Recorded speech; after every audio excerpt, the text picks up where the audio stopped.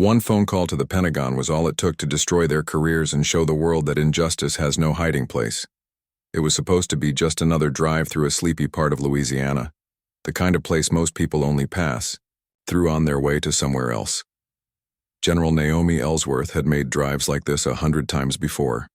No security detail, no flashing lights, just her, a rental car, and a deadline. She had a confidential meeting scheduled at Barksdale Air Force Base, Guru 28, and she didn't have time for distractions. But somewhere between Lake Charles and Shreveport, just outside a tiny town called Mosswood, Naomi noticed the signal bars on her secure phone dropping.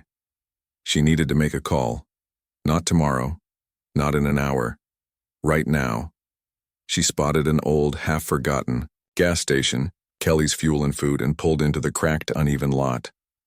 It wasn't pretty, but it was enough. Naomi parked near the edge of the building, away from the front door where a few locals were gathered, leaning on pickup trucks, swapping stories in the sticky heat.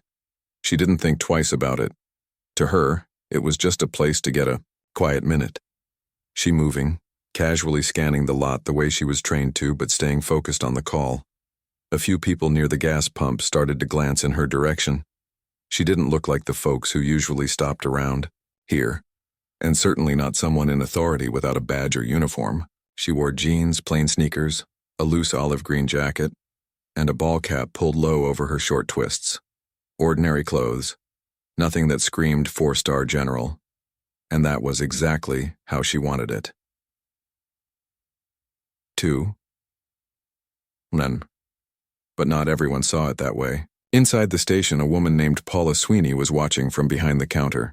Mid-50s, tight blonde bun, permanent frown lines from a life spent judging everyone else. Paula didn't see a highly decorated war hero. She didn't even see a woman making a phone call. She saw what she wanted to see. Trouble. Paula picked up the old landline and called the Mosswood Police Department. She kept her voice low so the customers wouldn't hear. "Yeah, we got a suspicious woman out here by the pumps." Paula said, "Real shady. Might be on drugs or something, acting strange. Y'all better come check it out." She hung up before they could ask too many questions. Across town, 2 officers heard the call over the radio and rolled their eyes. Nothing much ever happened in Mosswood.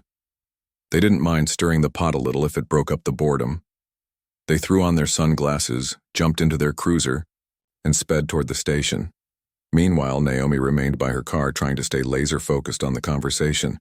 The Pentagon was relaying crucial information that couldn't afford to be interrupted, but she had no idea that trouble, real trouble, was already on its way.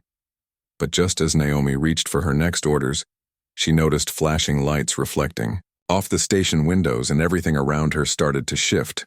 The cruisers screeched into the lot, gravel spitting out from under the tires. Naomi lowered her phone for a second, squinting at the flashing reds and blues. 2 officers jumped out before the car had even fully stopped. The taller one, Officer Randall Cooper, mid-30s, buzz-cut, barrel chest, unhooked his holster with a quick flick. The other officer, Shaw Delaney, leaner, younger, and too eager, mirrored him. Both of them moved like men looking for a fight. Naomi felt the air tighten around her. She calmly placed the secure phone on the hood of her car and kept her hands visible, palms open. Her voice stayed measured, controlled, just like they taught her at West Point all those years ago. "Good afternoon, officers. How can I help you?" she asked. Cooper barked back. "License and registration now." Naomi offered a half-step forward, reaching slowly for her wallet tucked into her back pocket. "Absolutely. My ID is right here. I'm active-duty military, General Naomi Ellsworth. I'm on official business," Delaney scoffed. "General, huh? You expecting us to believe that?" Naomi pulled out her military credentials and federal travel orders, extending them toward the officers with steady hands.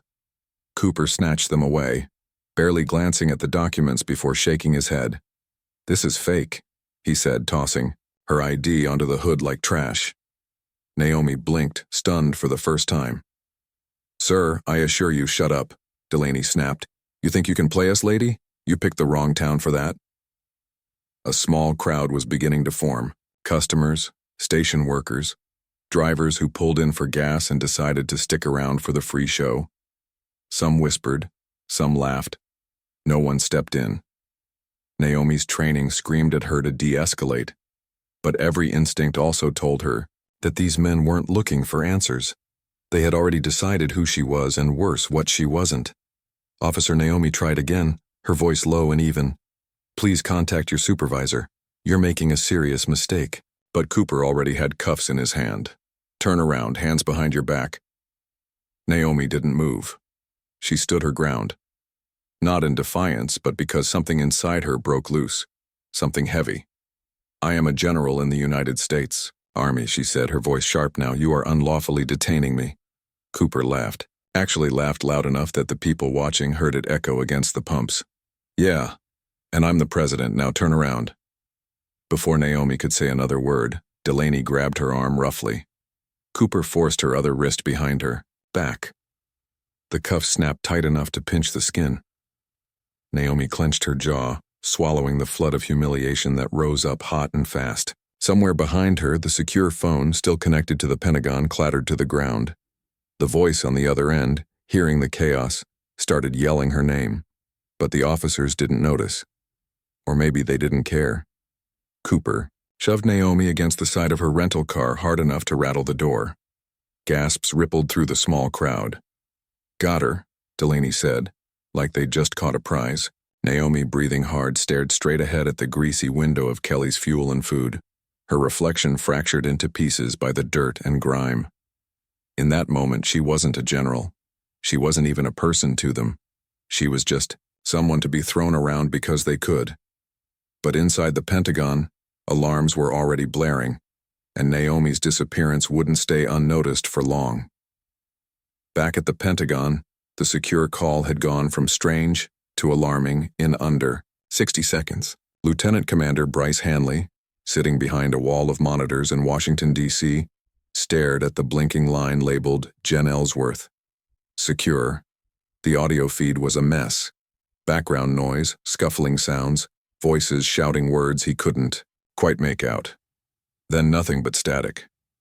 Bryce leaned closer to the mic. "General Ellsworth, this is Command Operations. Do you copy?" General Ellsworth responded. No answer. He glanced up at his supervisor, Colonel Dana Sharp, who was already striding across the floor. "Ping her location," Sharp ordered. Her voice cut clean through the hum of the operations center. Right now, within seconds, a technician pulled up a blinking dot on a map. It was nowhere near the base. She was stalled at a gas station right off Highway 171 in Mosswood, a speck on the map most Pentagon staff had never heard of. Sharp leaned over, Bryce's shoulder, jaw tight. "Get Barksdale Security on the line and patch me through to JAG. If something's happened to Naomi, we're moving immediately." Meanwhile, back in Mosswood, Naomi was sitting on the curb in handcuffs, her back to the wall of the station. "What's your real name?" Delaney asked, looming over her like a bad dream. "Who you working for?" Naomi exhaled slowly through her nose.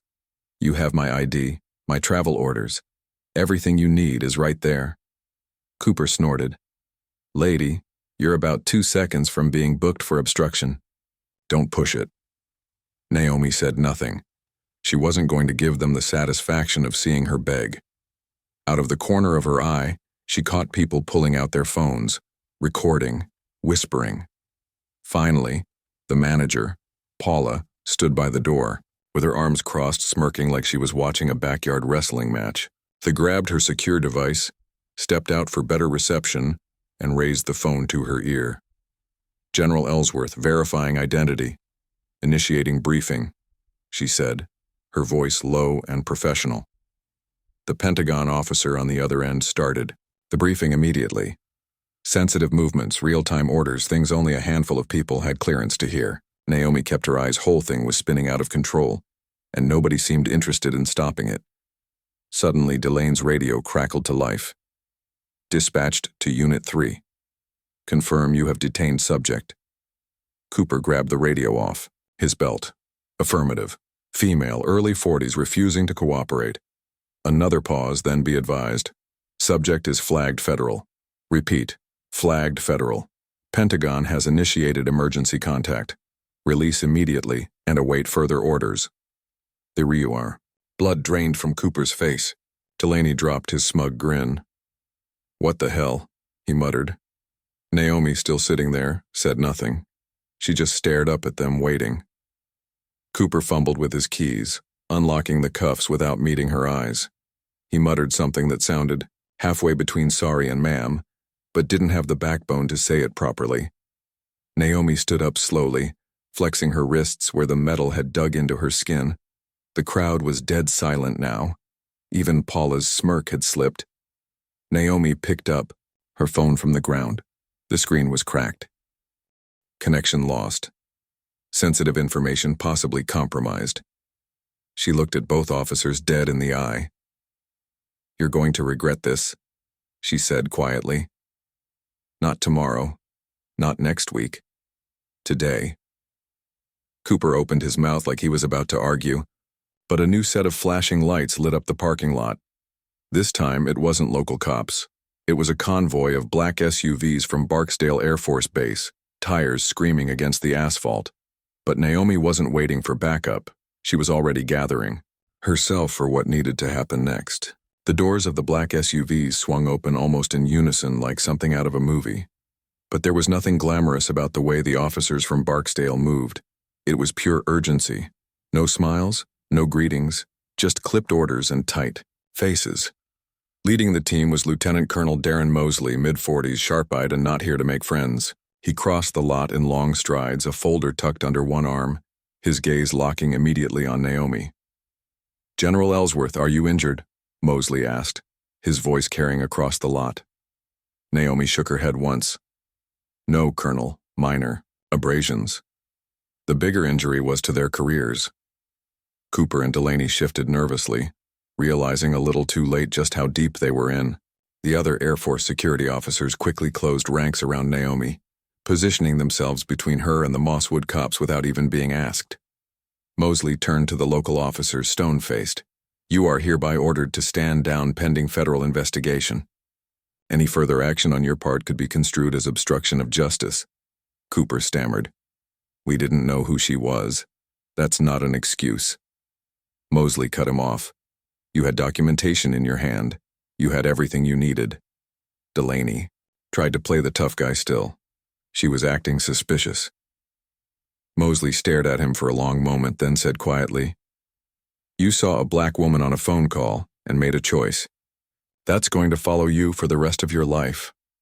The Air Force team efficiently bundled Naomi into one of the SUVs, making sure she was seated comfortably inside. As the convoy pulled away, Naomi glanced back once, just long enough, to see Cooper wiping his forehead with a trembling hand and Paula scurrying inside the station like a roach under a kitchen light. Inside the vehicle, Naomi didn't say much. She stared out the window at the endless stretch of highway, her thoughts racing faster than the SUV. Colonel Mosley broke the silence after a while. "Pentagon's coordinating a full investigation, ma'am. Internal Affairs, Civil Rights Division. It's going public whether Mosswood likes it or not." Naomi didn't nod. She didn't smile. She didn't flinch. "They should have known better," she said simply. Mosley nodded in agreement. "They're going to find out what it feels like to be seen for who they really are." The convoy sped on past fields of tall grass and leaning telephone poles toward the Air Force base where Naomi's authority and her dignity would finally be recognized again. But Naomi knew the real battle was just beginning, and this time the whole country would be watching. News of the incident hit national headlines before Naomi even finished her debrief at Barksdale. Someone had posted the cell phone footage online.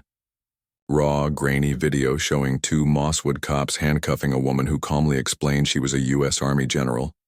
No shouting, no resistance, just the unmistakable look of someone being stripped of dignity by people too blinded by arrogance to see it. It spread like wildfire. By morning, Mosswood wasn't just a dot on the Louisiana map anymore. It was the center of a growing national outrage. Networks ran the story on repeat. Commentators shook their heads in disgust. Civil rights leaders called it a clear case of racial profiling and abuse of authority. Even veterans organizations, usually careful not to wade into political waters, issued statements demanding justice for General Ellsworth. Back in Mosswood, the police department scrambled to do damage control. Chief Vernon Grady, a man more, familiar with hunting deer than handling press conferences, stood in front of a sea of cameras, sweat beading under his cowboy hat. "We regret the misunderstanding," he stammered, avoiding eye contact with the reporters. "The officers involved have been placed on administrative leave pending a full review." A young reporter from Baton Rouge cut him off mid-sentence. "Chief Grady, why were trained officers unable to recognize military credentials clearly presented to them? Was race a factor in this so-called misunderstanding?" Grady stumbled over his words, muttered something about high tensions and mistaken identity, but everyone watching knew. The department was cornered. They had no real defense. Meanwhile, Cooper and Delaney had gone radio silent. Their names leaked within hours, splashed across headlines, social media, and public outrage forums. Anonymous sources from inside the eye. Department revealed that both men had prior complaints. Excessive force racial profiling swept neatly under the rug before. Not this time. Civil rights attorneys from New Orleans and Washington, D.C., filed official federal complaints on Naomi's behalf. The Department of Justice opened an independent investigation. Even the Louisiana governor weighed in, calling the incident an appalling miscarriage of justice against a national hero. It wasn't just about Naomi anymore.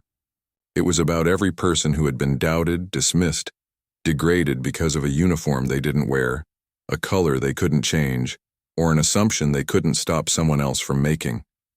At Barksdale, Naomi was briefed constantly, her lawyers, Pentagon officials, even White House liaison calling for updates. She answered every question with the same steady voice she had used to command troops in war zones. But when she was alone, in the quiet of her quarters, the weight of it pressed hard against her chest. Not because she was surprised, but because, after all the medals, after all the service, after all the sacrifice in a dusty parking lot in Mosswood, none of it had mattered. Still, she hadn't spent her life running from battles, and she sure as hell wasn't about to start now. But if Naomi was going to speak, she knew she had to do it on her terms, not just for herself, but for every silent face watching her from the shadows. The press conference was scheduled for noon on a Saturday outside the gates of Barksdale Air Force Base. Cameras were already lined up in neat, frantic rows. Microphones stacked 2 and 3 deep. Reporters murmured into phones. The air was hot, thick, buzzing with a different kind of energy. The kind that meant something important was about to happen. Naomi Ellsworth stood behind the podium wearing her full dress uniform for the first time in months. Medals gleamed against the deep blue fabric. Her shoulders were squared, her gaze unflinching. She wasn't here to entertain. She wasn't here to make anyone comfortable. Colonel Mosley stood off to the side, arms crossed, watching protectively. A few senior Pentagon officials flanked him, grim-faced. They had offered Naomi carefully worded talking points, diplomatic phrasing, a safe path through the minefield. She politely declined. When Naomi finally spoke, her voice was clear enough to cut through every rumble of traffic, every click of camera shutters. "My name is General Naomi Ellsworth," she began. "I have spent 29 years serving this country, leading soldiers, advising presidents, defending the ideals written into the Constitution. Yesterday in Mosswood, Louisiana, none of that mattered." She paused, letting the words hang in the heavy air. "I was judged not by the content of my character, not by the uniform I've earned, but by the color of my skin and the assumptions made about me because of it." Reporters scribbled furiously. But Naomi wasn't speaking for them. She was speaking to the people who had seen the video, who had felt a familiar pang in their gut, a sharp memory of being doubted or demeaned or dismissed. "I'm not here today for an apology," she said. "I'm here because silence is not an option. Accountability matters. Respect matters. Human dignity matters. And none of these are negotiable based on someone's prejudice or someone's ignorance." Behind the cameras, members of the local community had gathered. Black families, veterans, students holding handwritten signs. Naomi caught glimpses of their faces, some angry, some hopeful, all of them waiting for something they hadn't seen enough of lately. Real leadership. "Injustice is not new," Naomi continued, "but change only happens when enough people refuse to look away." She finished with no dramatic flair, no rehearsed slogan, just the truth. I was not humiliated yesterday. They were, and history will remember it that way. She stepped away from the microphone without waiting for questions. The applause started small, a few claps from the crowd, but quickly grew into something real, something alive. As she made her way back toward the base, Naomi didn't walk faster or slower. She moved with the same steady pace she always had, one step after another, carrying more than just her own story on her back. Because she knew the world wouldn't change overnight. It might not even change in her lifetime. But maybe, just maybe, it would change a little because she refused to stay quiet. When you're treated unjustly, your voice is your greatest weapon. Speak the truth even when your hands are shaking. Someone out there needs the strength you show. If you believe in standing up for dignity and accountability, share this story. Speak up when you see wrong. Change starts with people willing to call it by its